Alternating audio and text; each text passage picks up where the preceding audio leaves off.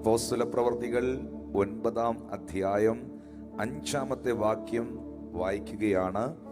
നമ്മൾ ഈ മീറ്റിംഗിന്റെ ആദ്യത്തെ ദിനത്തിൽ കേട്ടത് യേശു ക്രിസ്തുവിനെ കുറിച്ചുള്ള വെളിപ്പാടിൽ നാം ജീവിക്കുന്നവരായിരിക്കണം എന്നുള്ളതാണ്. ഇന്നലെ രാത്രിയിലും ദൈവം തന്റെ വചനത്തിലൂടെ നമ്മോട് സംസാരിച്ചത് കാത്തിരിക്കുന്നവർ, ദൈവത്തെ കാത്തിരിക്കുന്നവർ ലജ്ജിതരാകുകയില്ല എന്നുള്ളതാണ്.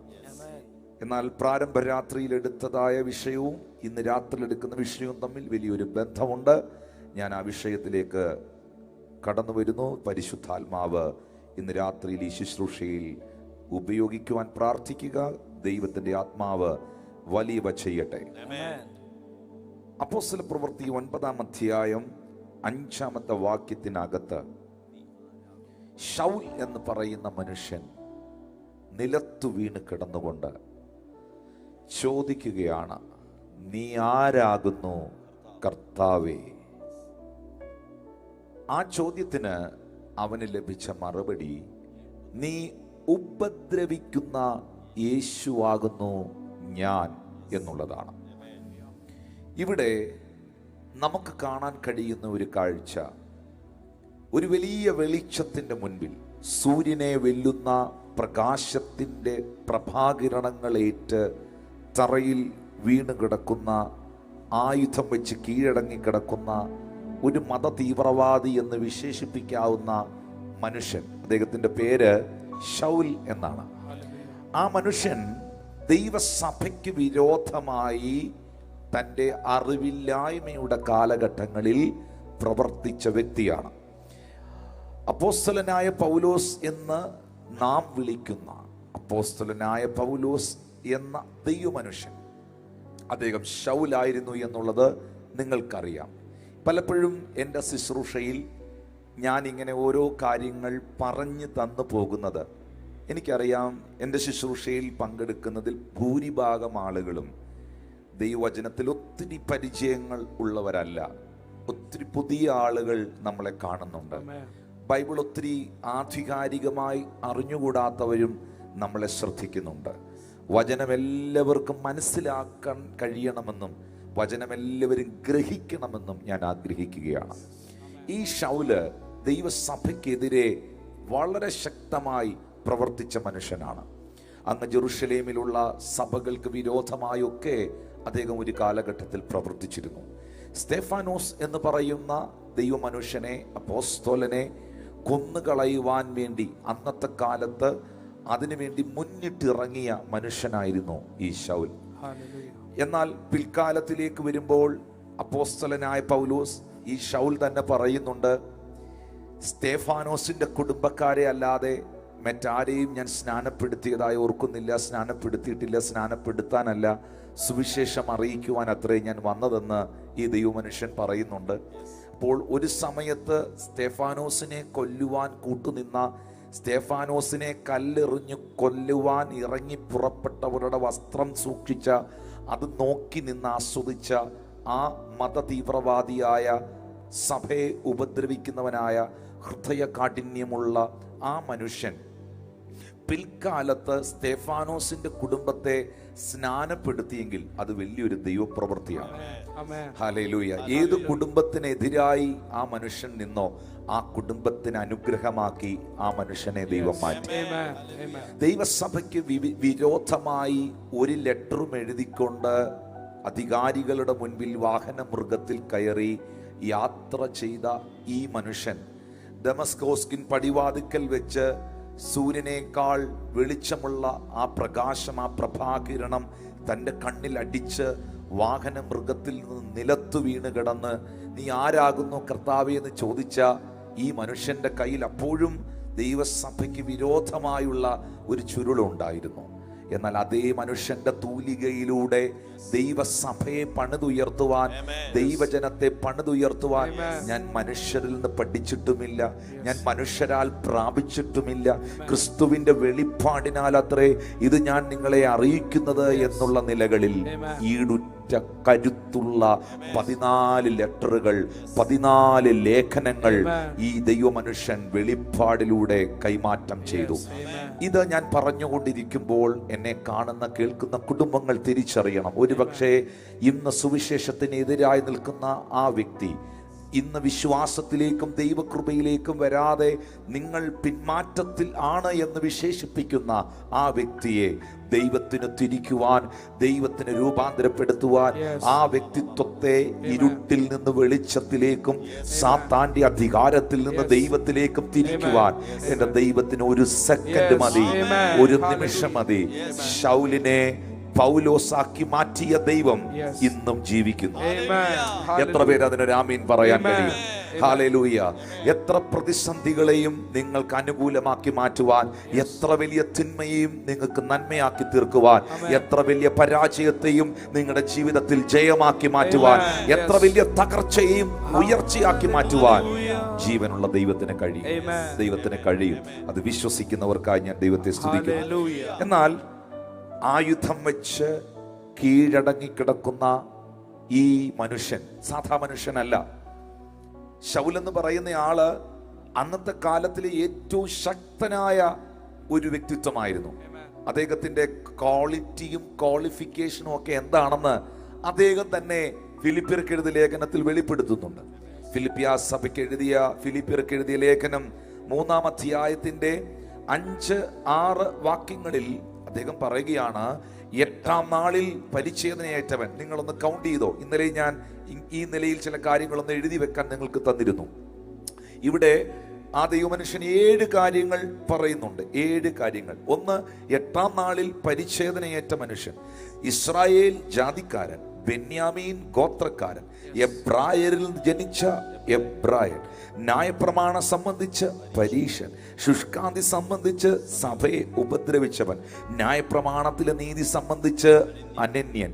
ഇങ്ങനെ 7 കാര്യങ്ങൾ തന്നെ കുറിച്ച് തന്നെ പൗലോസ് പറയുന്നുണ്ട്. അപ്പോൾ 8-ാം നാളിൽ പരിച്ഛേദനയേറ്റ ഇസ്രായേൽ ജാതിക്കാരനായ, ബെന്യാമീൻ ഗോത്രക്കാരനായ, എബ്രായരിൽ നിന്ന് ജനിച്ച എബ്രായനായ, ന്യായപ്രമാണം സംബന്ധിച്ച് പരീശനായ, ശുഷ്കാന്തി സംബന്ധിച്ച് ദൈവസഭയെ ഉപദ്രവിച്ചവനായ, ന്യായപ്രമാണത്തിലെ നീതി സംബന്ധിച്ച് അനന്യനായ ഈ മനുഷ്യനാണ് നസറയത്തിലെ തച്ചന്റെ മകൻ എന്ന് വിശേഷിപ്പിച്ചവന്റെ മുൻപിൽ അടിയറവ് പറഞ്ഞ് ആണയിട്ട് ആയുധം വെച്ച് കീഴടങ്ങി കിടക്കുന്നു.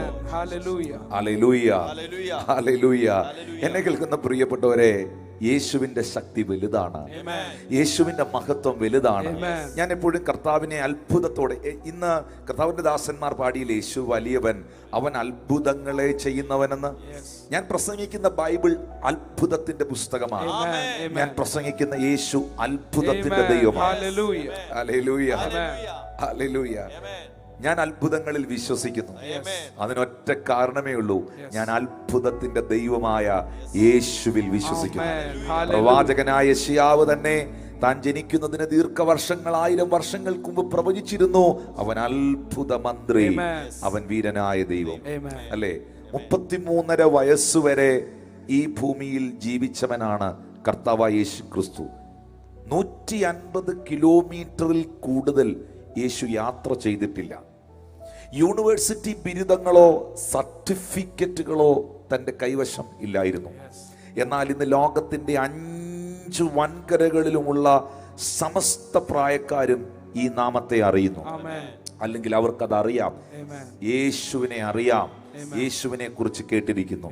2000-ലധികം തലമുറകൾ ഈ നാമത്തെ ആരാധിക്കുന്നു.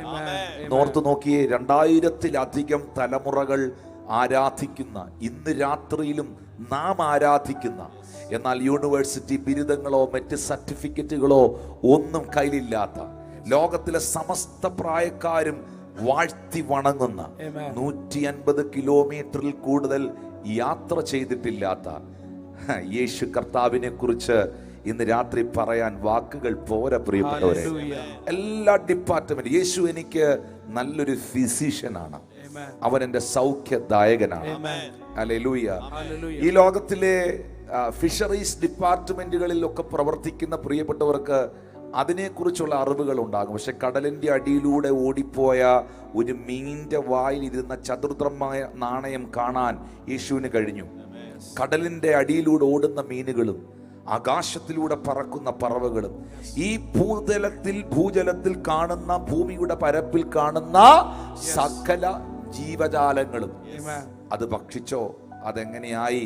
കരയുന്ന കാക്ക കുഞ്ഞുങ്ങൾക്ക് വരെ അതിന്റെ തീറ്റി എത്തിച്ചു കൊടുക്കുന്നു. Hallelujah, hallelujah. സർവശക്തനാകുന്ന ദൈവം. അതുകൊണ്ടാണ് ദാവീദ് പറഞ്ഞത്, നീതിമാൻ തുണയില്ലാതിരിക്കുന്നതും അവന്റെ സന്തതി ആഹാരം ഇരക്കുന്നതും ഞാൻ കണ്ടിട്ടേയില്ല. എല്ലാവരെയും കരുതുന്ന കർത്താവ്, എല്ലാറ്റിനെയും പുലർത്തുന്ന കർത്താവ്, ഈ ഭൂമിയിലെ സകലത്തെയും നടത്തുന്ന കർത്താവ്. കാരണം ഭൂമിയും അതിന്റെ പൂർണ്ണതയും ഭൂതലവും അതിന്റെ നിവാസികളും യഹോവയ്ക്കുള്ളതാണ്. ശബ്ദമുയർത്തി കർത്താവിന് നന്ദി പറഞ്ഞു. ഞാൻ ഇന്ന് യേശു കർത്താവിനെ കുറിച്ച് 1-2 കാര്യങ്ങൾ തിരുവെഴുത്തുകളിലൂടെ വ്യക്തമാക്കാൻ ആഗ്രഹിക്കുകയാണ്. എഫേസ്യർക്കെഴുതിയ ലേഖനം 1-ാം അധ്യായം 17, 18, 19 വാക്യങ്ങൾ. എഫേസ്യർ 1:17, 18, 19 വാക്യങ്ങൾ. പൗലോസ് പറയുന്ന വാക്ക് ഒന്ന് ശ്രദ്ധിച്ചാലും. എന്റെ പ്രാർത്ഥന നിങ്ങളെ ഓർത്തുകൊണ്ട് നമ്മുടെ കർത്താവായ യേശു ക്രിസ്തുവിന്റെ ദൈവവും മഹത്വമുള്ള പിതാവുമായവൻ നിങ്ങൾക്ക് തന്നെക്കുറിച്ചുള്ള പരിജ്ഞാനത്തിൽ ജ്ഞാനത്തിന്റെയും വെളിപ്പാടിന്റെയും ആത്മാവിനെ തിരയേണ്ടതിനോ നിങ്ങളുടെ ഹൃദയദൃഷ്ടി പ്രകാശിപ്പിച്ചിട്ട് അവന്റെ വിളിയാലുള്ള ആശ ഇന്നതെന്നും വിശുദ്ധന്മാരിൽ അവന്റെ അവകാശത്തിന്റെ മഹിമാധനം ഇന്നതെന്നും അവന്റെ ബലത്തിൻ വല്ലഭത്വത്തിന്റെ വ്യാപാരത്താൽ വിശ്വസിക്കുന്ന നമുക്ക് വേണ്ടി വ്യാപരിക്കുന്ന അവന്റെ ശക്തിയുടെ അളവറ്റ വലിപ്പം ഇന്നതെന്നും നിങ്ങൾ അറിയേണ്ടതിനും പ്രാർത്ഥിക്കുന്നു. അങ്ങനെ അവൻ ക്രിസ്തുവിലും വ്യാപരിച്ച് അവനെ മരിച്ചവരുടെ ഇടയിൽ നിന്ന് ഉയർപ്പിക്കുകയും സ്വർഗത്തിൽ തന്റെ വലത്ത് ഭാഗത്ത് എല്ലാ വാഴ്ചയ്ക്കും അപ്പോസ്തലനായ പൗലോസ് ശ്ലീഹായുടെ പ്രാർത്ഥനയാണിത്. ഒരിക്കൽ യേശു ആരെന്നറിയാതെ താൻ ജീവിച്ചൊരു സമയമുണ്ട്. നിങ്ങൾക്കറിയുമോ, ഈ പൗലോസ് അപ്പോസ്തലനാണ് ലേഖനങ്ങളിൽ ഉടനീളം ദൈവസഭ കർത്താവിൻ്റെ ശരീരമാണ് എന്ന് വ്യക്തമാക്കിയിട്ടുള്ളത്. നിങ്ങളത് കൊരിന്ത്യർക്ക് എഴുതിയ ലേഖനത്തിലൊക്കെ വായിച്ചിട്ടുണ്ട്. അവിടെ എഴുതിയിട്ടുണ്ട്, സഭ ക്രിസ്തുവിൻ്റെ ശരീരമാണ്, സഭയുടെ തല ക്രിസ്തുവാണ്, നാം അതിൻ്റെ അവയവങ്ങളാണ്.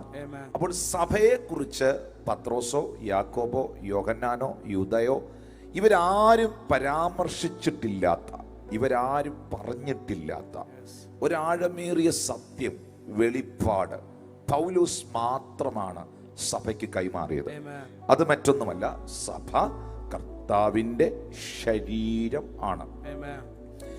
അതിനെക്കുറിച്ച് ഞാൻ മനസ്സിലാക്കുന്ന ഒരു സത്യം, ഞാൻ അറിഞ്ഞ ഒരു ചിന്ത, ഈ പൗലോസ് അപ്പോസ്തലൻ നമ്മളിപ്പോൾ വായിച്ച വാക്യത്തിൽ ശൗല് നിലത്തു വീണ് കിടന്നിട്ട് നീ ആരാകുന്നു കർത്താവേ എന്ന് ചോദിച്ചപ്പോൾ യേശു കർത്താവ് അവന് കൊടുത്ത മറുപടി, നീ ഉപദ്രവിക്കുന്നവനാകുന്ന നസ്രയനാകുന്ന യേശുവാണ്, അല്ലെങ്കിൽ നീ ഉപദ്രവിക്കുന്ന യേശുവാകുന്നു ഞാൻ. വാസ്തവത്തിൽ നിങ്ങൾ ചിന്തിച്ചാൽ ശൗൽ ഒരിക്കലും യേശുവിനെ ഉപദ്രവിച്ചിട്ടില്ല. യേശു കർത്താവ് ജീവിച്ചിരുന്ന പ്രവർത്തിച്ച കാലഘട്ടത്തിൽ എങ്ങും പോയി ഈ ശൗൽ ഒരു പ്രശ്നം ഉണ്ടാക്കിയിട്ടില്ല. പിന്നെ ശൗൽ ആരെയാ ഉപദ്രവിച്ചത്? ശൗൽ തന്നെ പറയുന്നുണ്ട്. നമ്മളിപ്പോൾ വായിച്ച ആ ഫിലിപ്പിയർക്ക് എഴുതിയ ലേഖനത്തിലെ ആ വാക്യത്തിനകത്ത് ആ മനുഷ്യൻ തന്നെ പറയുന്നുണ്ട്. ഫിലിപ്പിയർ 3:6 വാക്യത്തിൽ സഭയെ ഉപദ്രവിച്ചവൻ, സഭയെ ഉപദ്രവിച്ചവൻ, അങ്ങനല്ലേ എഴുതിയിരിക്കുന്നത്. സഭയെ ഉപദ്രവിച്ചവൻ, ന്യായപ്രമാണം സംബന്ധിച്ച് പരീശൻ, ശുഷ്കാന്തി സംബന്ധിച്ച് സഭയെ ഉപദ്രവിച്ചവൻ. അപ്പൊ പുള്ളി ഉപദ്രവിച്ചത് ആരെയാ? സഭയാണ്. അപ്പോൾ യേശു കർത്താവ് തനിക്ക് പ്രത്യക്ഷപ്പെട്ടിട്ട് തന്നോട് ചോദിക്കുന്ന എന്താ? നീ ഉപദ്രവിക്കുന്നവനാകുന്ന യേശുവാകുന്നു ഞാൻ. ഹല്ലേലൂയ. നിങ്ങളെ ഒരാൾ ഉപദ്രവിച്ചാൽ എവിടെയായിരിക്കും ഉപദ്രവിക്കുന്നത്? നിങ്ങളുടെ ആത്മാവിനെ ആയിരിക്കും ഉപദ്രവിക്കുന്നത്? നിങ്ങളുടെ ശരീരത്തെ ആയിരിക്കും? ഉറപ്പായിട്ടും ഒരാൾ അടിച്ചാൽ നോവുന്നത് നിങ്ങളുടെ ശരീരത്തിലാണ്, അല്ലെ? ഒരാൾ അടിച്ചാൽ നോവുന്നത് നിങ്ങളുടെ ശരീരത്തിനാണ്. അപ്പോൾ യേശു കർത്താവ് പ്രത്യക്ഷമായി ഈ ശൗലിനോട് പറയുന്നു, നീ ഉപദ്രവിക്കുന്ന യേശുവാകുന്നു ഞാൻ. അപ്പൊ പുള്ളി ആകെ ഉപദ്രവിച്ചത് സഭയും തന്റെ അപ്പോസ്തലന്മാരെയുമാണ്. അപ്പോൾ വേദപുസ്തകത്തിനകത്ത് കർത്താവ് പറയുന്നു, നൊന്തത് യേശുവിന്റെ ശരീരത്തിനാണ്. നീ ഉപദ്രവിക്കുന്ന യേശു ആകുന്നു. വീണ്ടും മനസ്സിലാകാത്തവർക്ക് വേണ്ടി, മനസ്സിലാകാത്തതാണോ എനിക്ക് അറിഞ്ഞുകൂടാ, മനസ്സിലാകാത്തവർക്ക് വേണ്ടി ഒന്നുകൂടെ പറയാം. ഉപദ്രവിക്കുന്നത് ശരീരത്തിലാണ്, വേദനിക്കുന്നത് ശരീരമാണ്. ഹല്ലേലൂയ. ഒരിക്കലും നിങ്ങളുടെ ശരീരത്തെ ഒരാൾ അടിച്ചാൽ നിങ്ങളുടെ ആത്മാവിന് നോവില്ല, നിങ്ങളുടെ ശരീരത്തിന് തന്നെയാണ് നോവ്. അപ്പോൾ എനിക്ക് മനസ്സിലായ ഒരു കാര്യം, അവിടെ ആ ഒരൊറ്റ വാക്കിനകത്ത് ശൗലിന് മനസ്സിലായി, സഭയെന്ന് പറയുന്നത് കർത്താവിന്റെ ശരീരമാണ്. കാരണം താൻ സഭയെ ഉപദ്രവിച്ചപ്പോൾ യേശു പ്രത്യക്ഷപ്പെട്ട് തന്നോട് പറഞ്ഞത്, നീ എന്നെയാ ഉപദ്രവിക്കുന്നത്, എന്റെ ശരീരത്തെയാണ് നീ ഉപദ്രവിച്ചത്. അതിൽ നിന്ന് ശൗലിന് മനസ്സിലാക്കാൻ പറ്റി, സഭയെന്ന് പറയുന്നത് കർത്താവിന്റെ ശരീരമാണ്. അതുകൊണ്ടാണ് കൊരിന്ത്യർക്ക് എഴുതിയ ലേഖനത്തിലും കൊലോസ്യർക്ക് എഴുതിയ ലേഖനത്തിലും എല്ലാം എവിടൊക്കെ പൗലോസ് അപ്പോസ്തലൻ സഭയെ കുറിച്ച് പരാമർശിക്കുന്നുവോ പലയിടത്തും എടുത്തു പറഞ്ഞിരിക്കുന്നു, സഭ ക്രിസ്തുവിന്റെ ശരീരമാണ്, നാം അതിന്റെ അവയവമാണ്, സഭയുടെ തല ക്രിസ്തുവാണ്. ഹല്ലേലൂയ. കാരണം വർഷങ്ങൾക്ക് മുൻപ് ഈ ശരീരത്തെ തൊട്ടുകളിച്ചവനാണ് ശൗൽ എന്ന് പറയുന്ന മനുഷ്യൻ. എന്നാൽ ഇന്ന് ആ കാലഘട്ടത്തിലും ഇന്നും പൗലോസ് അപ്പോസ്തലന്റെ ലേഖനങ്ങളും വചനങ്ങളും വാക്കുകളും വെളിപ്പാടുകളും നമ്മെ ബലപ്പെടുത്തുന്നതും നമ്മെ നിലനിർത്തുന്നതുമാണ്. ചേർന്ന് കർത്താവിന് സ്തോത്രം ചെയ്ത് ഹല്ലേലൂയ. ഞാൻ വേഗത്തിൽ ഈ ഭാഗത്തിലേക്ക് വരികയാണ്. യേശു കർത്താവ് ആരാണ്? പലർക്കും പല ഉത്തരങ്ങളാണ്. എല്ലാം ഇന്ന് പറയാൻ നേരം പോരാ. ഒരിക്കൽ യേശു തന്നെ ചോദിച്ചു, നിങ്ങൾ മനുഷ്യപുത്രനെ ആർ എന്ന് പറയുന്നു? മത്തായി സുവിശേഷം 16-ാം അധ്യായം 15-ാം വാക്യം. നിങ്ങളോ എന്നെ ആർ എന്ന് പറയുന്നു എന്ന് ചോദിച്ചതിന് 16-ാം വാക്യത്തിൽ മത്തായി 16:16 പത്രോസ് പറയുന്നുണ്ട്, നീ ജീവനുള്ള ദൈവത്തിന്റെ പുത്രനായ ക്രിസ്തു എന്ന് ഉത്തരം പറഞ്ഞു.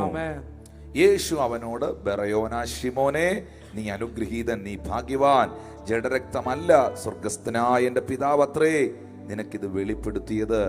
നീ പത്രോസാകുന്നു, ഈ പാറമേൽ ഞാൻ എന്റെ സഭയെ പണിയും, പാതാള ഗോപുരങ്ങൾ അതിനെ ജയിക്കുകയില്ല എന്ന് ഞാൻ നിന്നോട് പറയുന്നു. സ്വർഗരാജ്യത്തിന്റെ താക്കോൽ ഞാൻ നിനക്ക് തരുന്നു. നീ ഭൂമിയിൽ കെട്ടുന്നതെല്ലാം സ്വർഗത്തിലും കെട്ടപ്പെട്ടിരിക്കും, നീ ഭൂമിയിൽ അഴിക്കുന്നതെല്ലാം സ്വർഗത്തിലും അഴിഞ്ഞിരിക്കും.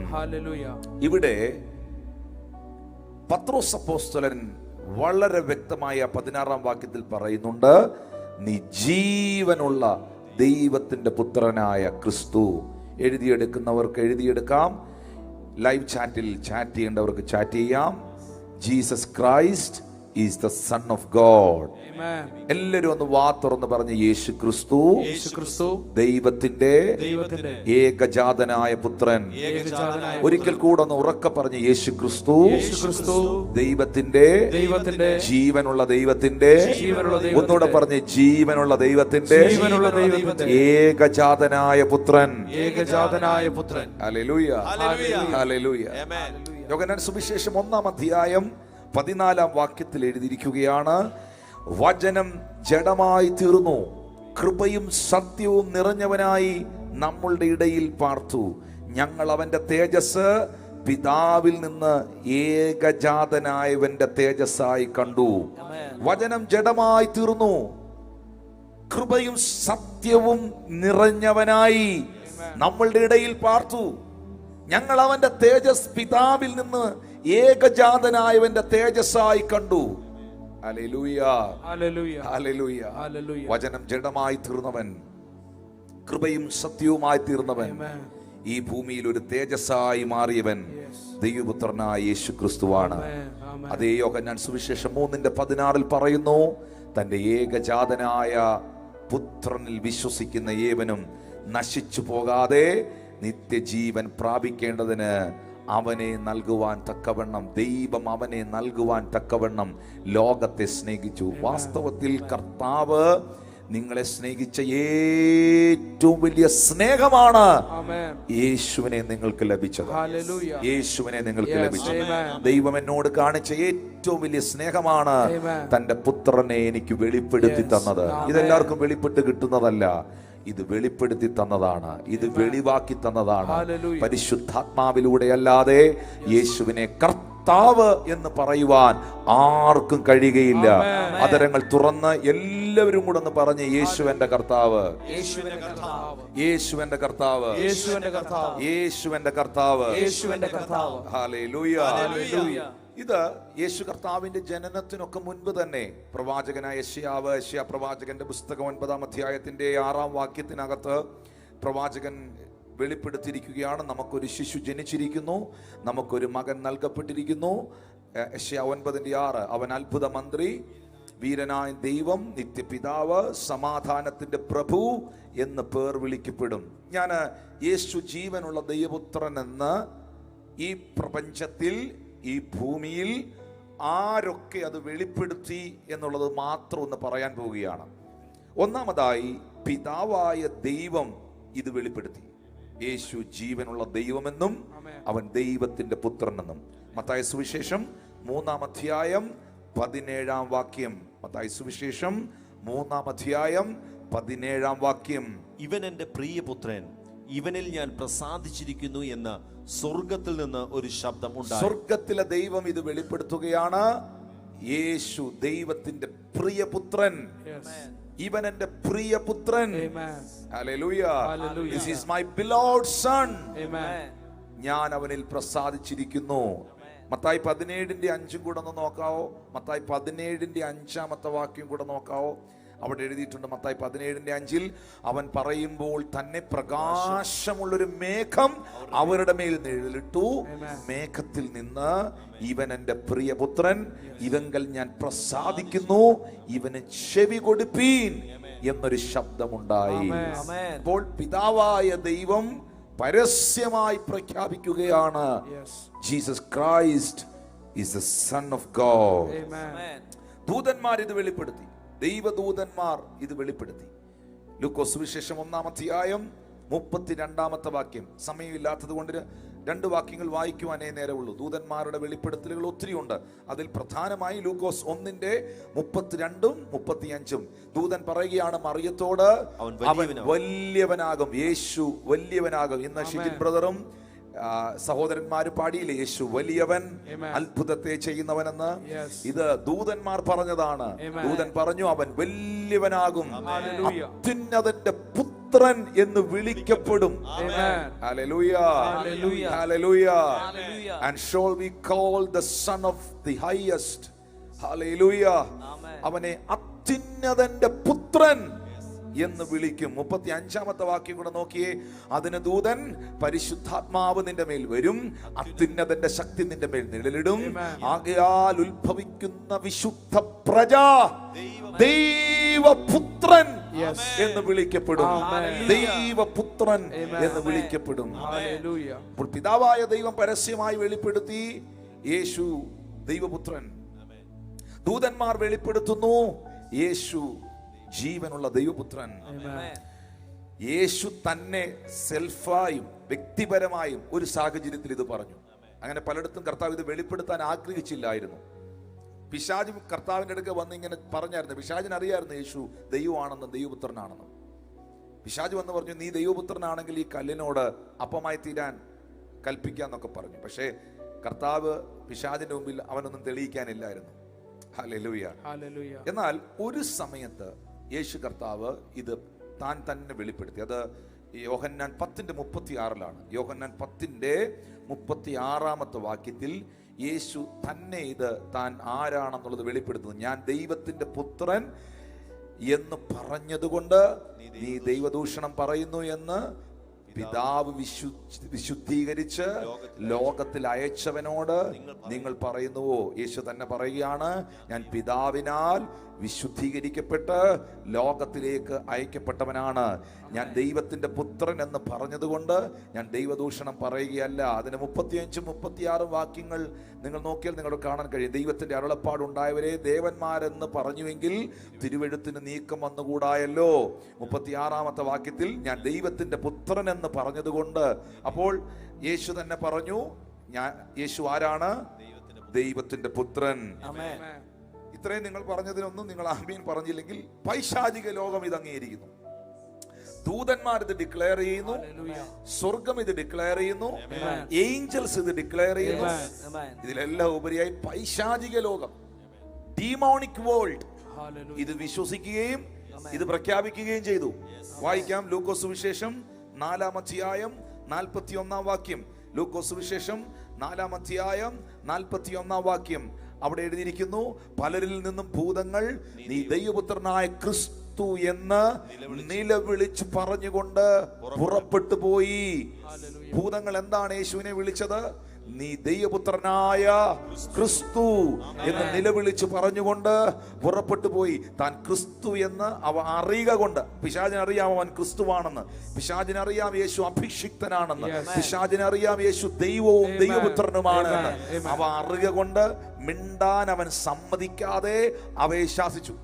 പലപ്പോഴും ഞാനതാ നേരത്തെ പറഞ്ഞു, യേശു ദൈവമാണെന്നും ദൈവപുത്രനാണെന്നും വെളിപ്പെടുത്താൻ പലപ്പോഴും യേശു ആഗ്രഹിച്ചില്ല. അങ്ങനെ അത് വെളിപ്പെട്ടു പോയാൽ ദൈവത്തിന്റെ പദ്ധതി നടക്കില്ല, ക്രൂശീകരണം നടക്കില്ല. സ്വർഗീയ പദ്ധതികൾ ഈ ഭൂമിയിൽ ആ സമയത്ത് നിറവേറപ്പെടുകയില്ല. അതുകൊണ്ട് യേശു കർത്താവ് പലയിടത്തും ഒഴിഞ്ഞു മാറുന്നത് നമുക്കറിയാം. അപ്പവും മീനും വർദ്ധിപ്പിച്ചു കഴിഞ്ഞപ്പോൾ, വലിയ അത്ഭുതം അവിടെ നടന്നു കഴിഞ്ഞപ്പോൾ, ജനമെല്ലാം കൂടെ ചേർന്ന് യേശുവിനെ രാജാവാക്കുവാൻ ഭാവിച്ചു. എല്ലാവരും കൂടെ ചേർന്ന് ഡിസൈഡ് ചെയ്തു യേശുവിനെ രാജാവാക്കുവാൻ.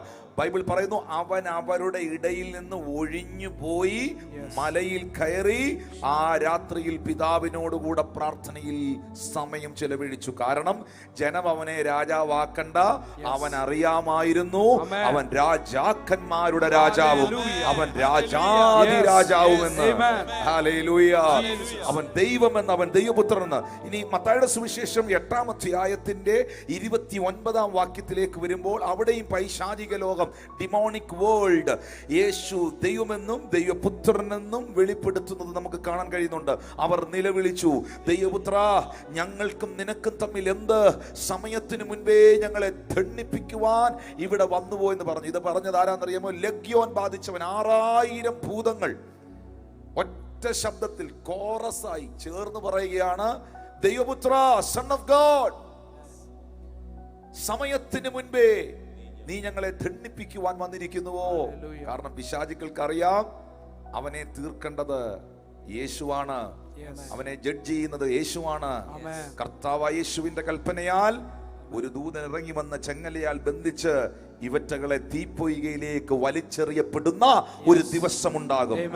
സാത്താനും അവന്റെ കൂട്ടരും തീപ്പൊയ്കയിലേക്ക് വീഴുന്ന ഒരു ദിവസമുണ്ടാകും. അതുകൊണ്ടാണ് വെളിപ്പാട് പുസ്തകത്തിൽ എഴുതിയിരിക്കുന്നത്, തന്റെ ദാസന്മാരെ രാപ്പകൽ അപവാദം പറയുന്ന അപവാദിയെ തീപ്പൊയ്കയിൽ തള്ളിയിട്ട് കളഞ്ഞല്ലോ. അപ്പോൾ പൈശാചിക ലോകം വിളംബരം ചെയ്യുന്നു, യേശു ദൈവപുത്രൻ. ദൂതന്മാർ അനൗൺസ് ചെയ്യുന്നു, യേശു ദൈവപുത്രൻ. പിതാവ് വെളിപ്പെടുത്തുന്നു, അവൻ ദൈവപുത്രൻ. യേശു തന്നെ താനും ഒരിക്കൽ പറഞ്ഞു, താൻ ദൈവപുത്രൻ. യോഹന്നാൻ 1:18 ബൈബിളിൽ ഏറ്റവും മനോഹരമായ ഒരു വചനമാണത്. എല്ലാ വാക്യങ്ങളും ബ്യൂട്ടിഫുൾ ആണെങ്കിലും ഒത്തിരി ചിന്തിക്കേണ്ട ഒരു വാക്യമാണ്. യോഹന്നാൻ 1:18 ദൈവത്തെ ആരും ഒരു നാളും കണ്ടിട്ടില്ല, എന്നാൽ പിതാവിന്റെ മടിയിലിരിക്കുന്ന ഏകജാതനായ പുത്രൻ അവനെ വെളിപ്പെടുത്തിയിരിക്കുന്നു. ദൈവത്തെ ഈ ഭൂമിയിൽ വെളിപ്പെടുത്തിയവനാണ് കർത്താവായ യേശു ക്രിസ്തു. ദൈവത്തെ ഈ ഭൂമിയിൽ കാണിച്ചു തന്നവനാണ്.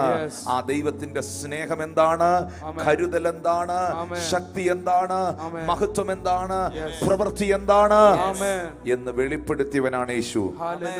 ഈ നീ ആരാകുന്നു കർത്താവേ എന്ന് ചോദിച്ച പുള്ളിയില്ലേ ശൗൽ, നീ ആരാകുന്നു കർത്താവ്, ഹൂ യു ആർ ലോർഡ് എന്ന് ചോദിച്ച മനുഷ്യനില്ലേ, പിൽക്കാലത്ത് അദ്ദേഹം തന്നെ വെളിപ്പാടിൽ എഴുതി അതിന്റെ ഉത്തരം.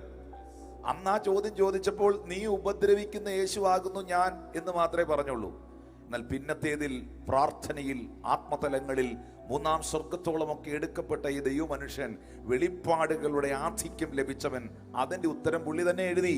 കൊലോസ്യർ 1-ാം അധ്യായം 15 മുതൽ 22 വരെ ബൈബിൾ ഉള്ളവരെല്ലാവരും വായിച്ചോണം. മീഡിയ ദയവായിട്ട് അത് സ്ക്രീനിൽ ഇങ്ങനെ ആളുകൾക്ക് വായിക്കാൻ കൊടുക്കണം. പൗലോസ് വ്യക്തമായിട്ട് പറയുകയാണ് യേശു ആര് എന്നുള്ളത്. അവൻ, ആ അവൻ എന്നുള്ളിടത്തെല്ലാം, എന്നെ ഒരു നിമിഷം ഒന്ന് ശ്രദ്ധിക്കുമോ? ഈ അവൻ എന്ന് രേഖപ്പെടുത്തിയിരിക്കുന്നിടത്തല്ല, അതൊരു വളരെ ഓണർ ചെയ്യുന്ന ഒരു വേർഡല്ല, എന്നാലും അങ്ങനെയാണ് മലയാളത്തിലെ സംബോധന. അങ്ങനെ ആയിക്കോട്ടെ. ഈ അവൻ എന്നുള്ളിടത്തെല്ലാം യേശു എന്നൊന്ന് ചേർത്ത് വായിക്കാൻ പറ്റുമോ? യേശു അല്ലെങ്കിൽ യേശു ക്രിസ്തു എന്നൊന്ന് ചേർത്ത് വായിക്കാൻ പറ്റുമോ? യേശു ക്രിസ്തു അദൃശ്യനായ ദൈവത്തിന്റെ പ്രതിമ. യേശു ക്രിസ്തു അദൃശ്യനായ ദൈവത്തിന്റെ പ്രതിമ. ഞാൻ ചോദിക്കട്ടെ, ഇന്ത്യയുടെ മുൻ പ്രധാനമന്ത്രിയായിരുന്ന രാജീവ് ഗാന്ധിയുടെ പ്രതിമ കണ്ടാൽ നിങ്ങൾക്ക് ആരെ ഓർമ്മ വരും? രാജീവ് ഗാന്ധി ഓർമ്മ വരും. രാഷ്ട്രപിതാവിന്റെ പ്രതിമ കണ്ടാൽ ആരെ ഓർമ്മ വരും? മഹാത്മാഗാന്ധി ഓർമ്മ വരും. ഒരാളുടെ പ്രതിമ കണ്ടാൽ നമ്മൾ ആരെ ഓർക്കും? ആ പ്രതിമ എന്ന് പറയുന്നത് ആ വ്യക്തിയുടെ മുഖമാണ്, ആ വ്യക്തിയുടെ രൂപമാണ്. യേശു കർത്താവ് അദൃശ്യനായ ദൈവത്തിന്റെ പ്രതിമയും എന്ന് പൗലോസ് പറയുമ്പോൾ, യേശുവിനെ കാണുമ്പോൾ നമ്മൾ കാണുന്നത് ജീവനുള്ള ദൈവത്തെയാണ്.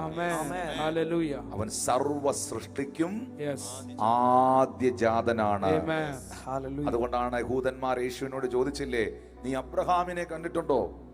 അബ്രഹാം ആരെന്നെങ്കിലും നിനക്കറിയാമോ എന്നൊക്കെ ചോദിച്ചപ്പോൾ യേശു പറഞ്ഞു, ആമീൻ ആമീൻ, ഞാൻ നിങ്ങളോട് പറയുന്നു, അബ്രഹാം ജനിക്കുന്നതിനൊക്കെ മുമ്പേ ഞാനുണ്ട്.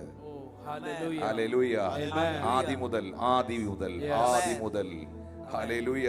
അവൻ സർവ സൃഷ്ടിക്കും ആദ്യജാതനാകുന്നു. 16-ാമത്തെ വാക്യം, സ്വർഗത്തിലുള്ളത്, ഭൂമിയിലുള്ളത്, ദൃശ്യമായത്, അദൃശ്യമായത്, സിംഹാസനങ്ങൾ, കർത്തൃത്വങ്ങൾ, വാഴ്ചകൾ, അധികാരങ്ങൾ, സകലവും, എല്ലാവരും പറഞ്ഞു സകലമല്ല, സകലവും യേശു മുഖാന്തരം സൃഷ്ടിക്കപ്പെട്ടു. യേശു മുഖാന്തരവും യേശുവിനായും സകലവും സൃഷ്ടിക്കപ്പെട്ടു. ഹല്ലേലൂയ. 17-ാമത്തെ വാക്യത്തിൽ എഴുതിയിരിക്കുന്നു, യേശു സർവത്തിനും മുമ്പേ ഉള്ളവൻ, യേശു സകലത്തിനും ആധാരമായിരിക്കുന്നു. 18-ാമത്തെ വാക്യം, യേശു സഭ എന്ന ശരീരത്തിന്റെ തലയുമാകുന്നു. സകലത്തിലും യേശു മുൻപനാകേണ്ടതിന് യേശു കർത്താവ് ആരംഭവും മരിച്ചവരിടയിൽ നിന്ന് ആദ്യനായി എഴുന്നേറ്റവനുമാകുന്നു. യേശുവിൽ സർവസമ്പൂർണതയും വസിപ്പാനും യേശു ക്രൂശിൽ ചൊരിഞ്ഞ രക്തം കൊണ്ട് യേശു കർത്താവ് മുഖാന്തിരം സമാധാനമുണ്ടാക്കി. ഭൂമിയിലുള്ളതോ സ്വർഗത്തിലുള്ളതോ സകലത്തെയും യേശു ക്രിസ്തുവിനെ കൊണ്ട് നിരപ്പിക്കുവാൻ പിതാവിന് പ്രസാദം തോന്നി. Hallelujah, hallelujah. പ്രിയപ്പെട്ടവരെ, യേശു ക്രിസ്തു ആരെ എന്ന് 21-ാം വാക്യം, അടുത്ത വാക്യങ്ങളിലേക്ക് വരിക. മുൻപേ ദുഷ്പ്രവർത്തികളാൽ മനസ്സുകൊണ്ട് അകന്നവരും ശത്രുക്കളുമായിരുന്ന നിങ്ങളെ യേശുവിന്റെ മുൻപിൽ വിശുദ്ധരും നിഷ്കളങ്കരും കുറ്റമില്ലാത്തവരുമായി നിർത്തേണ്ടതിന് യേശു കർത്താവ് ഇപ്പോൾ തന്റെ ജഡശരീരത്തിൽ തന്റെ മരണത്താൽ നിരപ്പിച്ചു. ആകാശത്തിൻ കീഴെ സകല സൃഷ്ടികളുടെയും ഇടയിൽ ഘോഷിച്ചും പൗലോസ് എന്ന ഞാൻ ശുശ്രൂഷകനായി തീർന്നും നിങ്ങൾ കേട്ടുമിരിക്കുന്ന സുവിശേഷത്തിന്റെ പ്രത്യാശയിൽ നിന്ന് നിങ്ങൾ ഇളകാതെ അടിസ്ഥാനപ്പെട്ടവരും സ്ഥിരതയുള്ളവരും വിശ്വാസത്തിൽ നിലനിന്നുകൊണ്ടാൽ അങ്ങനെ യേശു കർത്താവിന്റെ മുൻപിൽ നിങ്ങൾ നിൽക്കും. നോക്കിയേ, ഇനി ഈ യേശു ക്രിസ്തു ആര് എന്നുള്ള ഒരു റെവലേഷൻ അപ്പോസ്തലനായ പൗലോസ് ശ്ലീഹ കൊലോസ്യർ 1 നമുക്ക് നൽകി തന്നു, അല്ലേ? ഇനി കൊലോസ്യർ 2 വന്നേ, വീണ്ടും പറയുന്നു, തീരത്തിൽ ഇത് യേശു ആരെന്നുള്ള തന്റെ റെവലേഷൻ. നീ ആരാകുന്നു കർത്താവ് എന്ന് ചോദിച്ച മനുഷ്യന് നല്ല വൃത്തിയായിട്ട് കർത്താവ് വെളിപ്പെടുത്തി കൊടുത്തു താൻ ആരാണ്. ഹല്ലേലൂയ. 2-ാം അധ്യായത്തിന്റെ 9-ാം വാക്യം നോക്കിയേ, 9-ാം വാക്യം നോക്കിയേ. അവനിലല്ലോ, ഈ അവൻ എന്ന് പറയുന്നിടത്തല്ല യേശു ക്രിസ്തു എന്ന് ചേർത്ത് വായിക്കുന്നല്ലായിരിക്കും. അവനിലല്ലോ, യേശു ക്രിസ്തുവിലല്ലോ ദൈവത്തിന്റെ സർവസമ്പൂർണതയും ദേഹരൂപമായി വസിക്കുന്നത്. അപ്പൊ അവിടെ ഒരു കാര്യം നമ്മൾ മനസ്സിലാക്കണം, യേശു കർത്താവ് പകുതി ദൈവവും പകുതി മനുഷ്യനുമല്ല. യേശു ഈ ഭൂമിയിലായിരുന്നപ്പോൾ ഒരു ഭാഗത്ത് താൻ പൂർണ്ണ മനുഷ്യനും പൂർണ്ണ ദൈവമായിരുന്നു. എന്നാൽ ഇപ്പോൾ കൊലോസ്യർ 2:9 പ്രകാരം മനസ്സിലാക്കണം, യേശുവിലാണ് ദൈവത്തിന്റെ സർവ സമ്പൂർണതയും. അപ്പോൾ ഈ വാക്ക് നിങ്ങളൊന്ന് ടൈപ്പ് ചെയ്യാൻ പറ്റുമെങ്കിൽ ടൈപ്പ് ചെയ്യണം, പറയാൻ പറ്റുമെങ്കിൽ വാ കൊണ്ട് പറയുന്ന ഒരു ബ്ലെസ്സിങ്ങാ. പിശാചിനത് കേൾക്കുന്നത് തന്നെ അസ്വസ്ഥതയാ. വാ തുറന്ന് പറയണം, യേശു പൂർണ്ണതയുള്ള ദൈവം. പൂർണ്ണതയുള്ള ദൈവം. യേശു പരിപൂർണനായ ദൈവം. പരിപൂർണനായ ദൈവം. പറഞ്ഞില്ലല്ലേ? കണ്ണ് തുറന്ന് ആ വാക്യം ഒന്നുകൂടെ നോക്കിയേ. അവനിലല്ലോ, യേശുവിലല്ലോ ദൈവത്തിന്റെ സർവസമ്പൂർണതയും ദേഹരൂപമായി വസിക്കുന്നത്. ദൈവത്തിന്റെ പൂർണ്ണത, ഹല്ലേലൂയ, ഫുൾനെസ്, പൂർണ്ണത യേശുവിലുണ്ട്. ഹല്ലേലൂയ. യേശുക്രിസ്തു ഞങ്ങൾക്ക് പ്രവാചകന്മാരിൽ ഒരു പ്രവാചകനല്ല. യേശുക്രിസ്തു ഞങ്ങൾക്കൊരാൾ ദൈവമല്ല. യേശുക്രിസ്തു ഞങ്ങൾക്കൊരു മനുഷ്യനല്ല. യേശുക്രിസ്തു ഞങ്ങളുടെ കർത്താവാണ്. യേശുക്രിസ്തു ദൈവത്തിന്റെ പരിപൂർണതയുള്ള ദൈവമാണ്. പൂർണ്ണനാണ്, ഫുൾനെസ് ആണ്, നിറവാണ്. 10ാമത്തെ വാക്യം നോക്കിയേ. 10ാമത്തെ വാക്യത്തിൽ എല്ലാ വാഴ്ചയ്ക്കും അധികാരത്തിനും തലയായ യേശുവിൽ നിങ്ങളും പരിപൂർണരാകുന്നു. യേശു കർത്താവിൽ നാം വരുമ്പോൾ, യേശു ക്രിസ്തുവിൽ വിശ്വസിക്കുമ്പോൾ, ഹല്ലേലൂയ, നമ്മൾ പലപ്പോഴും പലരും പറയുന്നൊരു കാര്യമില്ല, ഇവിടെ ആരാ പൂർണ്ണരായിട്ടുള്ളത്, ആരാ ഇവിടെ പരിപൂർണരായിട്ടുള്ളത്? മാനുഷിക തലങ്ങളിൽ അത് ആ ചിന്ത കറക്റ്റ് ആയിരിക്കാം. പക്ഷെ യേശു ക്രിസ്തുവിനെ രക്ഷകനും കർത്താവുമായി സ്വീകരിച്ച നിങ്ങൾ ഓരോരുത്തരും തലയായ ക്രിസ്തു, നിങ്ങളുടെ ഹെഡ്, നിങ്ങളുടെ ശിരസ്, നിങ്ങളുടെ തല ക്രിസ്തുവാണ് എങ്കിൽ അവനിൽ, ക്രിസ്തുവിൽ നിങ്ങളും പൂർണ്ണരായിരിക്കുന്നു. 12ാമത്തെ വാക്യം നോക്കി. യേശു ക്രിസ്തുവിൽ, 12ാമത്തെ വാക്യം, സ്നാനത്തിൽ നിങ്ങൾ അവനോടുകൂടെ അടക്കപ്പെടുകയും യേശുവിനെ മരിച്ചവർ ഇടയിൽ നിന്ന് ഉയർത്തെഴുന്നേൽപ്പിച്ച ദൈവത്തിന്റെ വ്യാപാര ശക്തിയിലുള്ള വിശ്വാസത്തിൽ അവനോടുകൂടെ നിങ്ങളും ഉയർത്തെഴുന്നേൽക്കുകയും ചെയ്തു. യേശു നേടിയെടുത്തതെല്ലാം തന്റെ മക്കൾക്ക്, സഭയ്ക്ക് താൻ കൈമാറ്റം ചെയ്തു. അതാണ് ഇവിടെ മനസ്സിലാക്കേണ്ടത്. വിശ്വസിക്കുന്നവർക്ക് അവൻ കൈമാറ്റം ചെയ്തു. 13ാമത്തെ വാക്യം നോക്കി. 13ാമത്തെ വാക്യം, അതിക്രമങ്ങളിലും നിങ്ങളുടെ ജഡത്തിന്റെ അഗ്രചർമ്മത്തിലും മരിച്ചവരായിരുന്ന നിങ്ങളെയും അവൻ, യേശു, അവനോടുകൂടെ, യേശുവിനോടുകൂടെ ജീവിപ്പിച്ചു. പറയണം, ഈ വാക്ക് പറയണം, വചനം വാ കൊണ്ട് പറയണം. ജീവിപ്പിച്ചു. ഹല്ലേലൂയ. 14ാമത്തെ വാക്യം, അതിക്രമങ്ങളൊക്കെയും നമ്മോട് ക്ഷമിച്ച ചട്ടങ്ങളാൽ, സ്വന്തം കൈ നെഞ്ചത്ത് വെച്ചുകൊണ്ട് പറയണം, എനിക്ക് വിരോധവും പ്രതികൂലവുമായിരുന്ന കൈയെഴുത്ത് മായിച്ച് ക്രൂശിൽ തറച്ച് നടുവിൽ നിന്ന് നീക്കിക്കളഞ്ഞു. 15ാമത്തെ വാക്യത്തിൽ എഴുതിയിരിക്കുന്നു, വാഴ്ചകളെയും അധികാരങ്ങളെയും ആയുധവർഗം വെപ്പിച്ച് ക്രൂശിൽ അവരുടെ മേൽ അവൻ ജയോത്സവം കൊണ്ടാടി അവരെ പരസ്യ കാഴ്ചയാക്കി. നീ ആരാകുന്നു കർത്താവേ എന്ന അറിവില്ലായ്മയുടെ കാലത്ത് നിലത്ത് വീണ് കിടന്നുകൊണ്ട് കർത്താവായ യേശുവിനോട് ചോദിച്ച ഈ മനുഷ്യൻ, അന്ന് കർത്താവ് ഇതൊന്നും വെളിപ്പെടുത്തി കൊടുത്തില്ലെങ്കിലും പിൽക്കാലത്ത് ഒരു അകാല പ്രജ പോലെ ദൈവത്തിനാൽ തിരഞ്ഞെടുക്കപ്പെട്ട ഈ ദൈവമനുഷ്യൻ ഒരു വെളിപ്പാടിന്റെ കലവറയായി മാറി. യേശു ആര് എന്ന് വ്യക്തമായി മനുഷ്യന്, സഭയ്ക്ക് പൗലോസ് വെളിപ്പെടുത്തി കൊടുത്തു. ഈ വെളിപ്പാടിൽ വേണം നമ്മൾ ജീവിക്കുവാൻ. നമ്മൾ ആരെയാ വിശ്വസിക്കുന്നതെന്ന് നമ്മൾ അറിയണം. ഈ കാരണം കൊണ്ടാണ് പ്രതിസന്ധിയുടെ നടുവിലും പ്രതികൂലത്തിന്റെ നടുവിലും സിംഹത്തിന്റെ മുൻപിലും പ്രതികൂലത്തിലും നിന്ദയിലും കാരാഗ്രഹത്തിലും വെല്ലുവിളികളിലും ഒക്കെ പൗലോസ് പറഞ്ഞത്, ഞാൻ ആരെ വിശ്വസിച്ചിരിക്കുന്നു എന്ന് ഞാൻ അറിയുന്നു. ആരാ എന്നെ വിളിച്ചെന്ന് എനിക്കറിയാം. ഞാൻ ആരെയാ വിശ്വസിച്ചേക്കുന്നതെന്ന് എനിക്കറിയാം. ഞാൻ ആരെയാ വിശ്വസിച്ചേക്കുന്നതെന്ന് അറിയണമെങ്കിൽ ഒന്ന് എഴുതി വെച്ചോ. കൊലോസ്യർ 1:15 മുതൽ 22 വരെ, കൊലോസ്യർ 2:9 മുതൽ 15 വരെ മനസ്സിരുത്തി വായിക്കണം, മനസ്സിരുത്തി പഠിക്കണം. നിങ്ങൾ ആരെയാ വിശ്വസിച്ചേക്കുന്നതെന്ന് അപ്പം നിങ്ങൾക്ക് മനസ്സിലാവും. Hallelujah, hallelujah.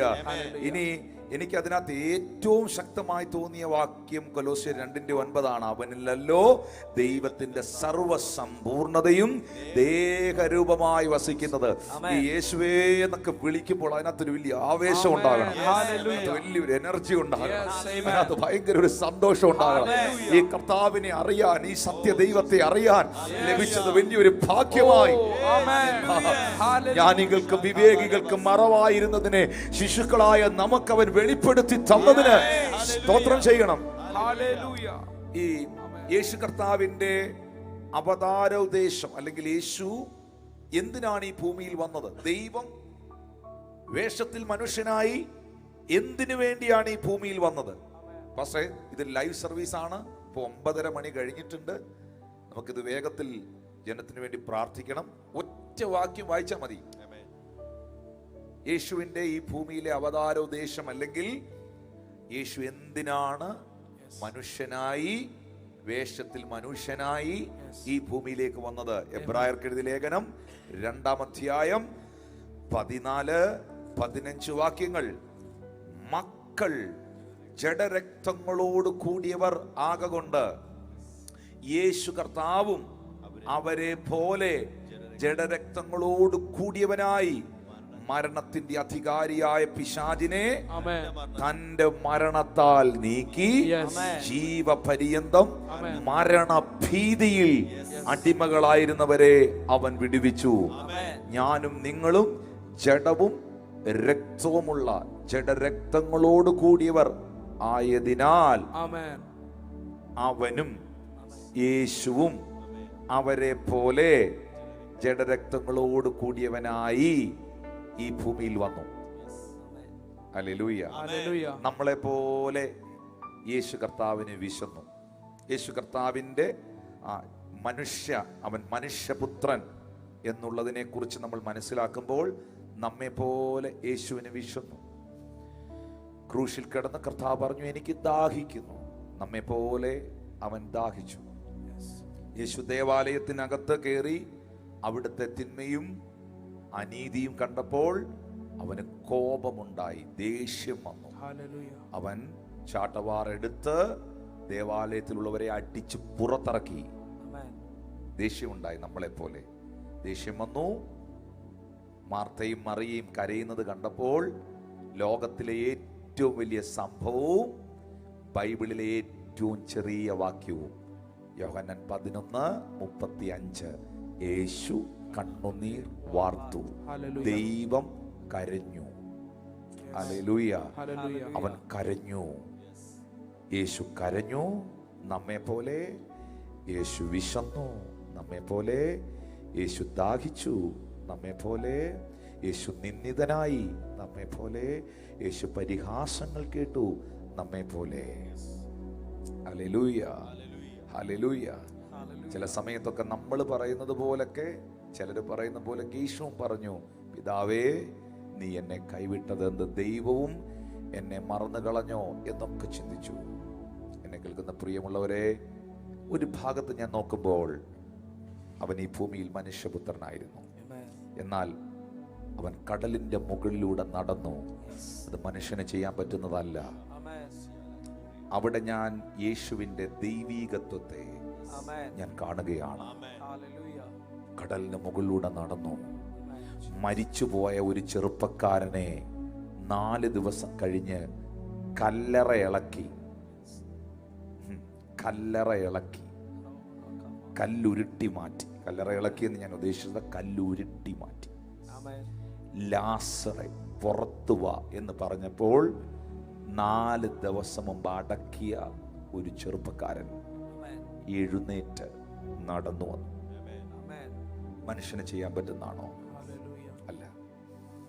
കണ്ണില്ലാത്ത അന്ധന് കാഴ്ച കൊടുത്തു, കേൾക്കാൻ മേലാത്തവന് കേൾവി കൊടുത്തു, കൈ കുറുകിപ്പോയവന്റെ ആ കൈ, വരണ്ട കൈയുള്ളവന്റെ കൈ നീട്ടുക എന്ന് കൽപ്പിച്ചു. വരണ്ട കൈയുള്ളവന് സൗഖ്യം പ്രാപിച്ചു. കൂനയായ സ്ത്രീയെ അവൻ നിവർത്തി നിർത്തി. കേവലം 5 അപ്പവും 2 മീനും കയ്യിലെടുത്ത് വെച്ച് ഉയർത്തി സ്തോത്രം ചെയ്തപ്പോൾ 10,000ങ്ങളായി അത് വർദ്ധിച്ചു. അത് വർദ്ധിച്ചു. അവന്റെ വസ്ത്രത്തിന്റെ തൊങ്കൽ തൊട്ട സ്ത്രീ വരെ ശക്തി പുറപ്പെട്ട് സൗഖ്യം പ്രാപിച്ചു.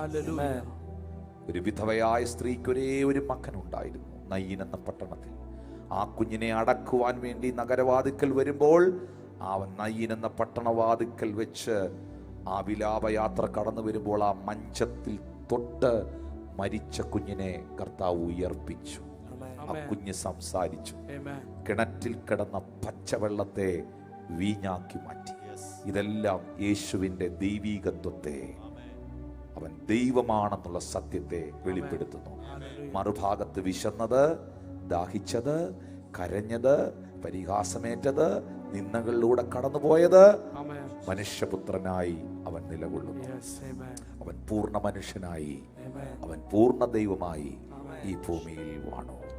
എന്നാൽ ഇനി അവൻ മടങ്ങി വരുന്നുണ്ട്. ഇനി അവൻ മടങ്ങി വരുന്നത് മനുഷ്യപുത്രനായിട്ടല്ല, രാജാതിരാജാവ്, കർത്താതി കർത്താവുമായ യേശു മടങ്ങി വരുന്നുണ്ട്. തന്നെ കാത്തിരിക്കുന്നവരുടെ പ്രത്യക്ഷതയ്ക്കായി അവൻ വീണ്ടും മടങ്ങി വരുന്നു. അപ്പോൾ മക്കളാകുന്ന നമ്മൾ ജഡരക്തങ്ങളോട് കൂടിയവരാകൊണ്ട് അവനും നമ്മെ പോലെ ജഡരക്തങ്ങളോട് കൂടിയവനായി നമ്മോടൊപ്പം നടന്നു, നമ്മോടൊപ്പം ഭക്ഷിച്ചു, നമ്മയെല്ലാം മനസ്സിലാക്കി. ഇതാണ് ദൈവത്തിന്റെ ഏറ്റവും വലിയ, യേശുവിന്റെ ഏറ്റവും വലിയ പ്രത്യേകത. ഇതാണ്, പാപം ഒഴികെ അവൻ സകലത്തിലും നമുക്ക് തുല്യനായി. അതുകൊണ്ട് എന്നാ ഗുണം? അതിന്റെ ഗുണം എന്നാന്ന് പറയാം. ഈ രോഗങ്ങളിലൂടെ കടന്നുപോയി സൗഖ്യം പ്രാർത്ഥിച്ച ഒരു മനുഷ്യന് മാത്രമേ മറ്റൊരു രോഗിയെ കാണുമ്പോൾ ആ വ്യക്തി എന്താ അനുഭവിക്കുന്നതെന്ന് ശരിക്കും മനസ്സിലാകത്തുള്ളൂ. നിന്ദയും അപമാനവും ഏറ്റവന് മാത്രമേ ചെയ്യാത്തതും കാണാത്തതും മനസ്സിലാക്കാത്തതും ചിന്തിച്ചിട്ട് പോലും ഇല്ലാത്ത കാര്യങ്ങളിൽ പരിഹാസങ്ങൾ ഏറ്റവർക്ക് മാത്രമേ പരിഹാസങ്ങളിലൂടെ, നിന്ദയിലൂടെ ഒരാൾ കടന്നു പോകുമ്പോൾ അവൻ്റെ വേദന എന്താണ്, അവൻ്റെ പ്രയാസം എന്തായിരിക്കും എന്ന് മനസ്സിലാക്കാൻ പറ്റുള്ളൂ.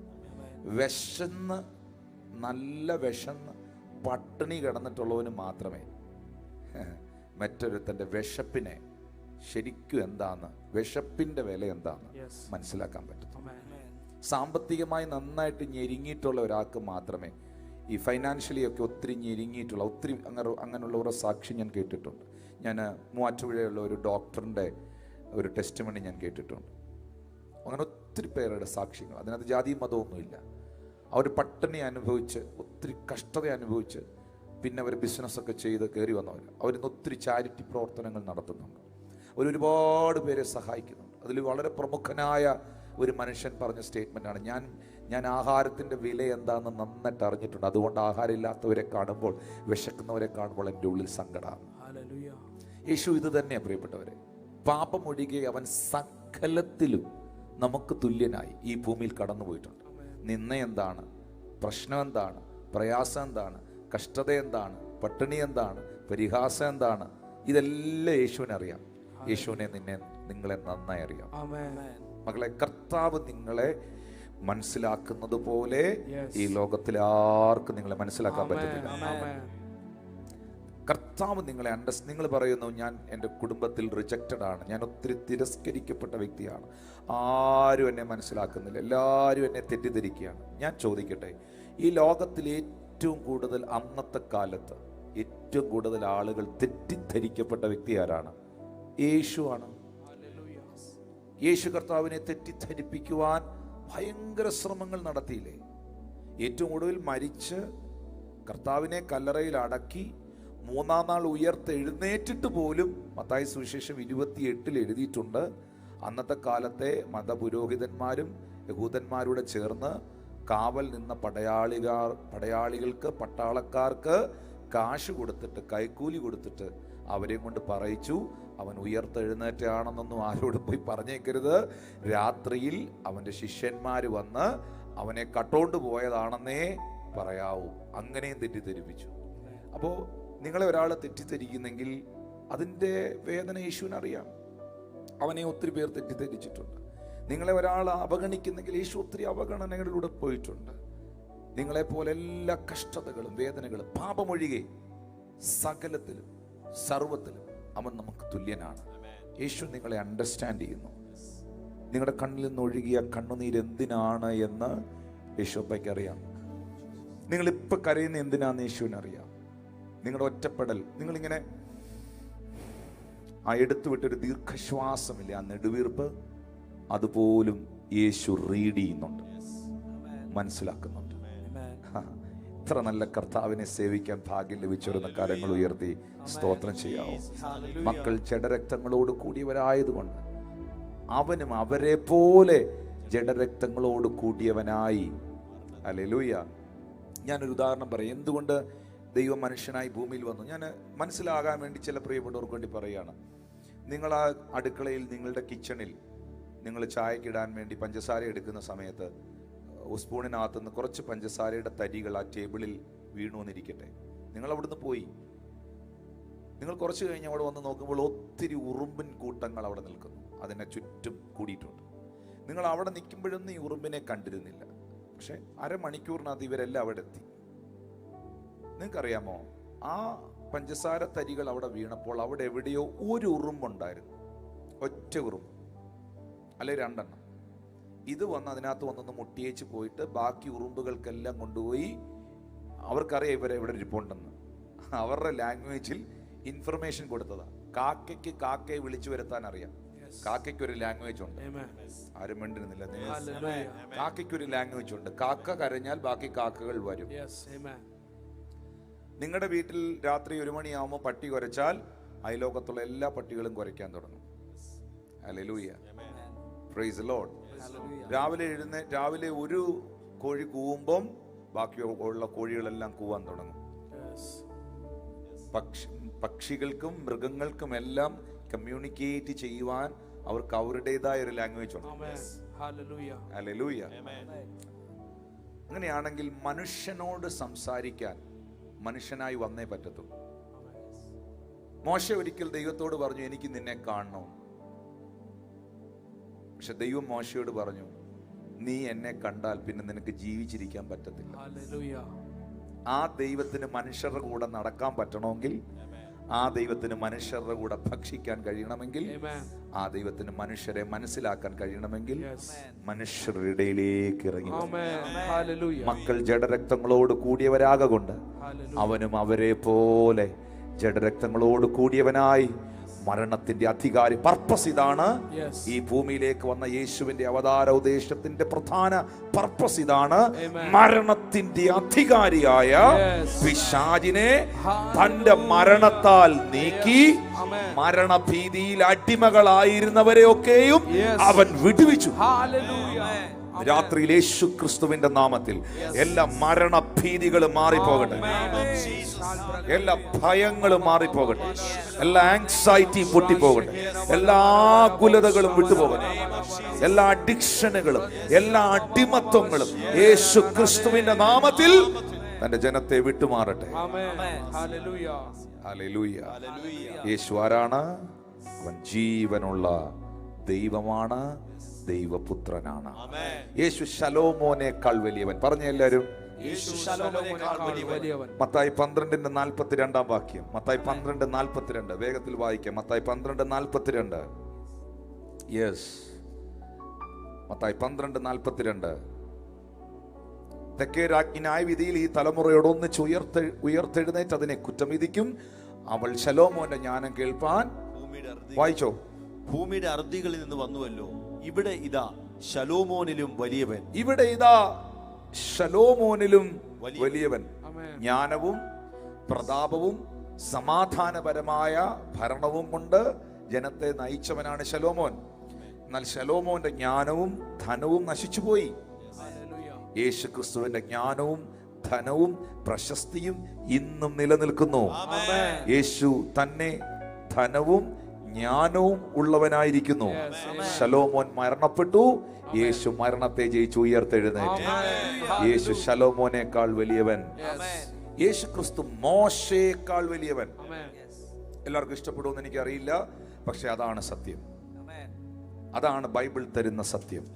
വാ തുറന്ന് പറഞ്ഞ് യേശു ക്രിസ്തു മോശയേക്കാൾ വലിയവൻ. മോശയേക്കാൾ വലിയവൻ. മോശ ഇസ്രായേൽ ജനതയുടെ വിമോചകനായിരുന്നെങ്കിൽ യേശു ക്രിസ്തു മാനവകുലത്തിന്റെ മുഴുവൻ വിമോചകനാണ്. Hallelujah. Amen. മോശ ദൈവിക ദർശനം ലഭിച്ചവനായിരുന്നെങ്കിൽ യേശു ക്രിസ്തു ദൈവത്തോടു കൂടെ ദൈവമായിരുന്നവനാണ്. Amen. Amen. മോശ ദൈവത്താൽ വിളിക്കപ്പെട്ടവനായിരുന്നെങ്കിൽ യേശു ക്രിസ്തു ദൈവത്താൽ അയക്കപ്പെട്ടവനായിരുന്നു.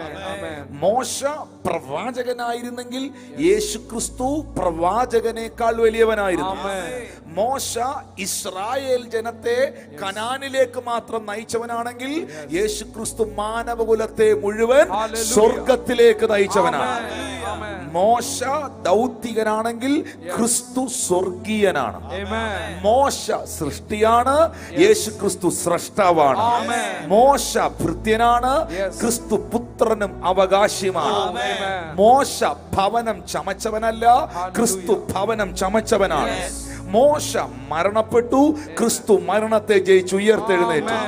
മോശ ഈ ഭൂമിയിൽ യേശു ക്രിസ്തുവിനെ സന്ദർശിച്ചു, എന്നാൽ യേശു ക്രിസ്തു മോശ തുടങ്ങി സകല പ്രവാചകന്മാരെയും പാതാളത്തിൽ നിന്ന് ഉദ്ധരിച്ചു. യേശു മോശയേക്കാൾ വലിയവനാണ്. യേശു ക്രിസ്തു ദാവീദിനേക്കാൾ വലിയവനാണ്. സമയമില്ലാത്തതുകൊണ്ട് എക്സ്പ്ലെയിൻ ചെയ്യാൻ കഴിയുന്നില്ല. ദാവീദിനേക്കാൾ വലിയവനാണ്. യേശു ക്രിസ്തു യാക്കോബിനേക്കാൾ വലിയവനാണ്. യേശു ക്രിസ്തു യോശുവായേക്കാൾ വലിയവനാണ്. യേശു ക്രിസ്തു അബ്രഹാമിനേക്കാൾ വലിയവനാണ്. യേശു ക്രിസ്തു ആദാമിനേക്കാൾ വലിയവനാണ്. ഹല്ലേലൂയ. ആദാമിനേക്കാൾ വലിയവനാണ്. Thank you Jesus. കാരണം ആദാമിലെല്ലാവരും പാപികളായി, ക്രിസ്തുവിലെല്ലാവരും ജീവൻ പ്രാപിച്ചു. ഒന്നാം ആദം ഭൗമികനായിരുന്നു, ഒടുക്കത്തെ ആദം സ്വർഗീയനായിരുന്നു. ചേർന്നൊരാമീൻ പറഞ്ഞാട്ടെ. ഹല്ലേലൂയ. ഞാൻ ഇന്നത്തെ മെസ്സേജ് അവസാനിപ്പിക്കാൻ പോവുകയാണ്. ഒരു വാക്യം കൂടെ വായിച്ച് പ്രാർത്ഥിക്കാൻ പോവുകയാണ്. റോമർക്കെഴുതിയ ലേഖനം 5-ാം അധ്യായം 17-ാം വാക്യം. ഏകന്റെ ലംഘനത്താൽ മരണം ആ ഏകൻ നിമിത്തമാണുവെങ്കിൽ കൃപയുടെയും നീതിദാനത്തിന്റെയും സമൃദ്ധി ലഭിക്കുന്നവർ യേശു ക്രിസ്തു എന്ന ഏകൻ നിമിത്തം ഏറ്റവും അധികമായി ജീവനിൽ വാഴും. ജീവനിൽ വാഴും. ഹല്ലേലൂയ. യേശുവിൽ വിശ്വസിക്കുന്നവർ ജീവനിൽ വാഴും. ഇന്ന് രാത്രിയിൽ വായ്കൾ തുറന്ന് എല്ലാവരും പറഞ്ഞേ, worship team can you please come forward. മക്കളെ ഒന്ന് സ്റ്റേജിലേക്ക് ദയവായി വരും. ഒന്ന് കരങ്ങളെ ഉയർത്തി പറഞ്ഞേ, ഞാൻ യേശു ക്രിസ്തുവിൽ വിശ്വസിക്കുന്നു. ഞാൻ പൂർണ്ണ ഹൃദയത്തോടെ യേശുവിൽ വിശ്വസിക്കുന്നു. ഹല്ലേലൂയ. ആ കരങ്ങളെ ഒന്ന് ഉയർത്തിപ്പിടിക്കുക, ഉയർത്തിപ്പിടിക്കുക, ഉയർത്തിപ്പിടിക്കുക. അന്യഭാഷയിൽ ദൈവദാസന്മാരെ പ്രാർത്ഥിക്കാനായിട്ട് തുടങ്ങിയാൽ, ആത്മാവിൽ പ്രാർത്ഥിക്കാനായിട്ട് തുടങ്ങിയാൽ. Thank you Jesus, thank you Jesus, thank you Jesus, thank you Jesus, thank you Jesus. ആ സ്നേഹം നമ്മളെ നിർബന്ധിക്കട്ടെ. ഞാൻ ഇന്നത്തെ മെസ്സേജിൽ ഏറ്റവും ഒടുവിലായിട്ട് പറയട്ടെ പ്രിയപ്പെട്ടവരെ, യേശു ക്രിസ്തു ദൂതന്മാരെക്കാൾ വലിയവൻ. ഒന്ന് പറഞ്ഞേ, യേശു ക്രിസ്തു ദൂതന്മാരെക്കാൾ വലിയവൻ. ദൂതന്മാരെക്കാൾ വലിയവൻ. ഹല്ലേലൂയ. എബ്രായർക്കെഴുതിയ ലേഖനം 1-ാം അധ്യായം, എബ്രായർക്കെഴുതിയ ലേഖനം 1-ാം അധ്യായം 3 മുതലുള്ള വാക്യത്തിൽ എഴുതിയിട്ടുണ്ട്, അവൻ യേശു അവന്റെ തേജസ്സിന്റെ പ്രഭയും തത്വത്തിന്റെ മുദ്രയും സകലത്തെയും തന്റെ ശക്തിയുള്ള വചനത്താൽ വഹിക്കുന്നവനുമാകൊണ്ട് പാപങ്ങൾക്ക് പരിഹാരമുണ്ടാക്കിയ ശേഷം ഉയരത്തിൽ മഹിമയോടെ വലത്തുഭാഗത്തിരിക്കുകയും അവൻ ദൈവദൂതന്മാരെക്കാൾ വിശിഷ്ടമായ നാമത്തിന് പറഞ്ഞ യേശു ദൈവദൂതന്മാരെക്കാൾ. ലൈവിൽ കാണുന്നവർ യൂട്യൂബിൽ, ഫേസ്ബുക്കിൽ, സൂമിൽ ഒക്കെ കാണുന്നവർ പറഞ്ഞു, യേശു ദൈവദൂതന്മാരെക്കാൾ വിശിഷ്ടമായ നാമത്തിന് അവകാശിയായതിന് അവരെക്കാൾ ശ്രേഷ്ഠനായി തീർന്നു. ഹല്ലേലൂയ. ഇനി അതിന്റെ 6-ാം വാക്യത്തിൽ വരുമ്പോൾ രംഗം മാറുകയാണ്. ആദ്യജാതനെ പിന്നെയും ഭൂതലത്തിലേക്ക് പ്രവേശിക്കുമ്പോൾ ദൈവത്തിന്റെ സകല ദൂതന്മാരും അവനെ നമസ്കരിക്കണമെന്ന് താൻ അരുളി ചെയ്യുന്നു. ദൈവത്തിന്റെ സകല ദൂതന്മാരും യേശുവിനെ നമസ്കരിക്കുന്നു. ഹല്ലേലൂയ. വെളിപ്പാടിന്റെ പുസ്തകം 4-ാം അധ്യായം 8, 9, 10, 11 വാക്യത്തിലേക്ക് വരുമ്പോൾ അങ്ങ് സ്വർഗത്തിൽ ദൂതന്മാർ രാപകൽ യേശുവിനെ ആരാധിക്കുന്ന നമുക്ക് കാണാൻ കഴിയുന്നു. ഒന്ന് കരങ്ങളെ ഉയർത്തിയേ. ദൂതന്മാരെക്കാൾ വലിയവൻ, പ്രവാചകന്മാരെക്കാൾ വലിയവൻ, ശലോമോനേക്കാൾ വലിയവൻ, ആദത്തേക്കാൾ വലിയവൻ, ദാവീദിനേക്കാൾ യേശു വലിയവൻ, യാക്കോബിനേക്കാൾ യേശു വലിയവൻ, യോശുവയേക്കാൾ യേശു വലിയവൻ, അബ്രഹാമിനേക്കാൾ യേശു വലിയവൻ, മോശയേക്കാൾ യേശു വലിയവൻ, ഓ ശലോമോനേക്കാൾ യേശു വലിയവൻ, യേശു വലിയവൻ, യേശു വലിയവൻ. വായ്കൾ തുറന്ന് യേശു വലിയവൻ, അത്ഭുതങ്ങൾ ചെയ്യുന്നവൻ, അങ്ങെപ്പോലെ ആരുമില്ല, അങ്ങെപ്പോലെ ആരുമില്ല. യേശു വലിയവൻ, അത്ഭുതങ്ങൾ ചെയ്യുന്നവൻ, അങ്ങെപ്പോലെ ആരുമില്ല, അങ്ങെപ്പോലെ ആരുമില്ല. ഓ അത്ഭുതമായ നാമമേ, അതിശയമായ നാമമേ, ആശ്ചര്യമായ നാമമേ, അധികാരമുള്ള നാമമേ, അത്ഭുതമായ നാമമേ, അതിശയമായ നാമമേ, ആശ്ചര്യമായ നാമമേ, അധികാരമുള്ള നാമം. 10,000 സുന്ദരനേ, ശാരോനിൽ റോജാവേ, 10,000 സുന്ദരനേ, ശാരോനിൽ റോജാവേ, അങ്ങേക്കു തുല്യനായി അങ്ങു. ആ വരികളൊന്ന് പാടി. അങ്ങേക്ക് തുല്യമായി, അങ്ങേക്കു തുല്യനായി അങ്ങു. Once again, അങ്ങേക്ക് തുല്യനായി, അങ്ങേക്കു തുല്യനായി അങ്ങു മാത്രം. ഓ അങ്ങേക്കു തുല്യനായി അങ്ങു മാത്രം. യേശുവേ, യേശുവേ,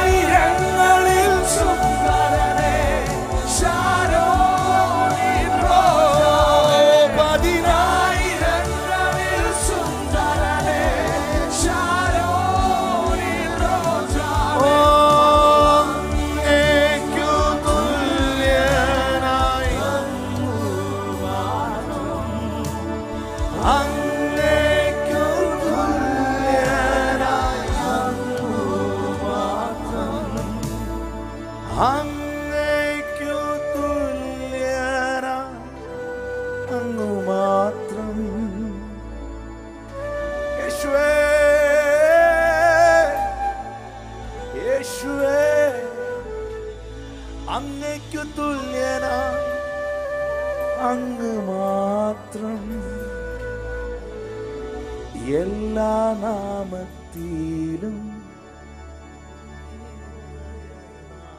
സർവമുഴങ്കാലും മടങ്ങിയിടും നാമം. എല്ലാ നാവും പാടും യേശുവിൻ നാമം. ഒപ്പം പറഞ്ഞിട ഇണയില്ല നാമം. എല്ലാറ്റിലും മേലാ ഒരേ ഒരു രക്ഷ പ്രാപിക്കുവാൻ ഒരേ ഒരു നാമം, നിത്യജീവൻ പ്രാപിക്കുവാൻ ഒരേ ഒരു നാമം, പ്രാർത്ഥന സ്വർഗം കേൾക്കുവാൻ ഒരേ ഒരു നാമം, പരിശുദ്ധാത്മാവിനെ സ്വീകരിക്കുവാൻ ഒരേ ഒരു നാമം. ഞാൻ തന്നെ വഴിയും ഞാൻ തന്നെ സത്യവും ഞാൻ തന്നെ ജീവനുമെന്ന് അരുളിച്ചത് യേശുവിന്റെ നാമം. അത്ഭുതമായ നാമമേ, അതിശയമായ നാമമേ, ആശ്ചര്യമായ നാമമേ, അധികാരമുള്ള നാമമേ, അത്ഭുതമായ നാമമേ, അതിശയമായ നാമമേ, ആശ്ചര്യമായ നാമമേ, അധികാരമുള്ള നാമമേ, അത്ഭുതമായ നാമമേ, അതിശയമായ നാമമേ, ആശ്ചര്യമായ നാമമേ, അധികാരമുള്ള നാമമേ. Thank you, Holy Spirit. ഇന്ന് ഈ മെസ്സേജ് നിങ്ങളുടെ ഹൃദയത്തിനകത്തൊരു വെളിപ്പാടായി പരിശുദ്ധ ആത്മാവ് മാറ്റട്ടെ. യേശുവേ, നീ എൻ്റെ സർവവുമാണ്, നീ എൻ്റെ സകലവുമാണ്. എൻ്റെ ഹൃദയത്തെ, എൻ്റെ ജീവിതത്തെ, എൻ്റെ ആത്മാവിനെ, എൻ്റെ പ്രാണനെ ഞാൻ അങ്ങയ്ക്കായി സമർപ്പിക്കുകയാണ്. പുത്രന്റെ നാമത്തെ ഇന്ന് രാത്രിയിലൂടെ ഉയർത്തുകയാണ്. യേശുവിന്റെ നാമം എവിടെ ഉയർത്തപ്പെടുന്നുവോ അവിടെ ആ നാമത്തിന്റെ ശക്തിയാൽ സകലരും ആകൃഷ്ടരാണ്. ആ നാമത്തിന്റെ ശക്തിയാൽ സൗഖ്യങ്ങളുണ്ടാകും. യോഹന്നാൻ 14:12 യേശു പറയുന്നു, എന്നിൽ വിശ്വസിക്കുന്നവൻ ഞാൻ ചെയ്തതിലും അധികം ചെയ്യും.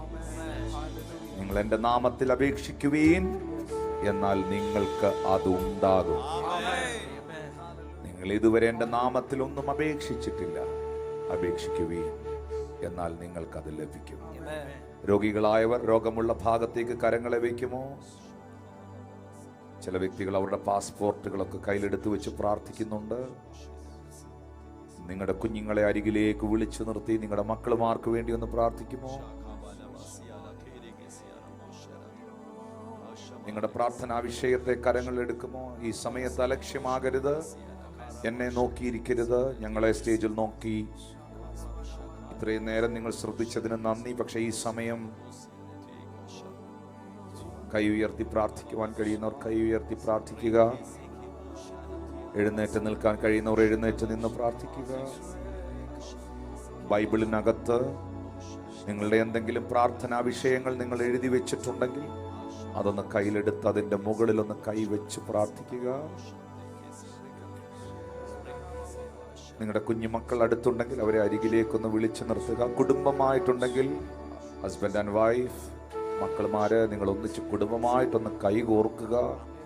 പ്രാർത്ഥനയിലൊന്ന് കൈകോർക്കുക.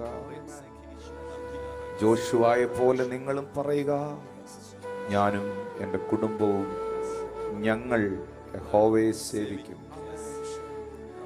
ഇത്ര വലിയവനായ കർത്താവിനെ അറിയാൻ, അനുഭവിക്കുവാൻ, ആ വെളിപ്പാടിൽ നിൽക്കുവാൻ സ്വർഗം നമുക്ക് കൃപ ചെയ്തു. വലിയ പാണ്ഡിത്യമുള്ള കഴിവുള്ള പരീക്ഷനായ ശൗൽ നിലത്ത് കിടന്ന് ചോദിക്കുന്നു, നീ ആരാകുന്നു കർത്താവേ? ഒത്തിരി മക്കളുമാർക്ക് അറിയില്ലിത്. അതുകൊണ്ടാണ് പൗലോസ് പറഞ്ഞത്, കുരിശിന്റെ വചനം നശിച്ചു പോകുന്നവർക്ക് ദോഷത്വമാണ്, എന്നാൽ രക്ഷിക്കപ്പെടുന്ന നിങ്ങൾക്ക് ഇത് ദൈവശക്തിയാണ്. യേശുവേ എന്നൊന്ന് വിളിക്കാമോ? യേശുവേ. കാരണം അപ്പോസ്തലൻ പറയുകയാണ്, കർത്താവിന്റെ നാമം വിളിച്ചപേക്ഷിക്കുന്ന ഏവനും രക്ഷിക്കപ്പെടും. അതിൽ യഹൂദനെന്നില്ല, അതിൽ യവനനെന്നില്ല, അതിൽ എബ്രായനെന്നില്ല, അതിന് മതമില്ല, ജാതിയില്ല, വർഗവർണ്ണ വ്യത്യാസങ്ങളില്ല. നിങ്ങൾ ആരും ആകട്ടെ, യേശു നിങ്ങളെ സ്നേഹിക്കുന്നു. യേശു നിങ്ങളെ സ്നേഹിക്കുന്നു. യേശു നിങ്ങളെ സ്നേഹിക്കുന്നു. കർത്താവേ, ഇതുപോലുള്ളൊരു ഭാഗ്യം എൻ്റെ യേശുവിൻ്റെ സാന്നിധ്യമേ, ഇതുപോലുള്ളൊരു ആശ്വാസം എൻ്റെ താതൻ്റെ മറവിടമേ.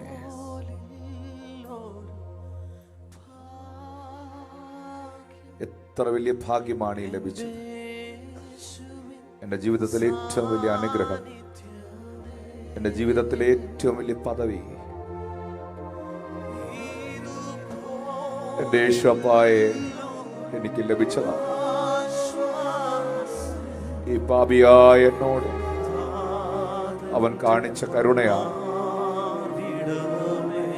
ഇന്ന് രാത്രി ദൈവസന്നിധിയിൽ കർത്താവിന് നന്ദി പറയാൻ തുടങ്ങി. കർത്താവിന് നന്ദി പറയാൻ തുടങ്ങി. അപ്പാ അപ്പാ അപ്പാ അപ്പാ,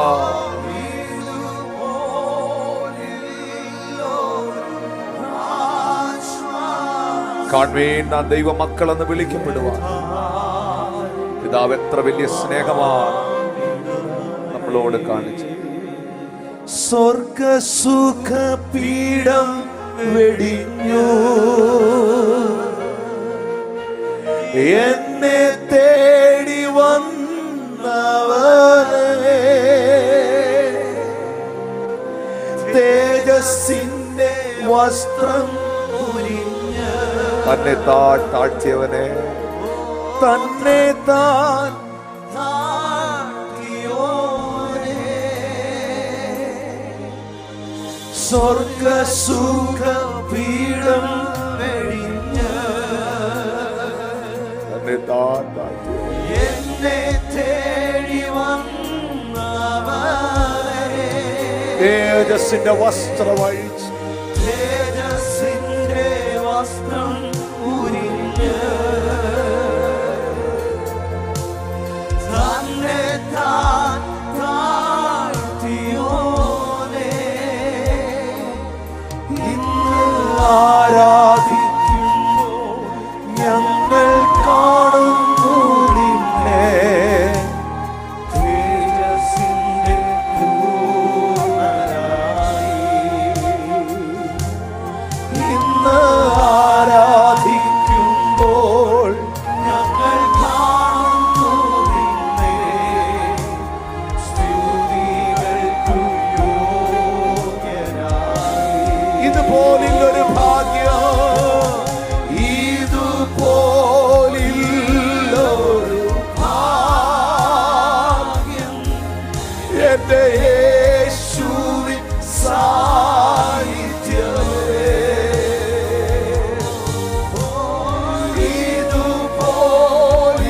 ഇതുപോലുള്ളൊരു ആശ്വാസം എന്റെ താതന്റെ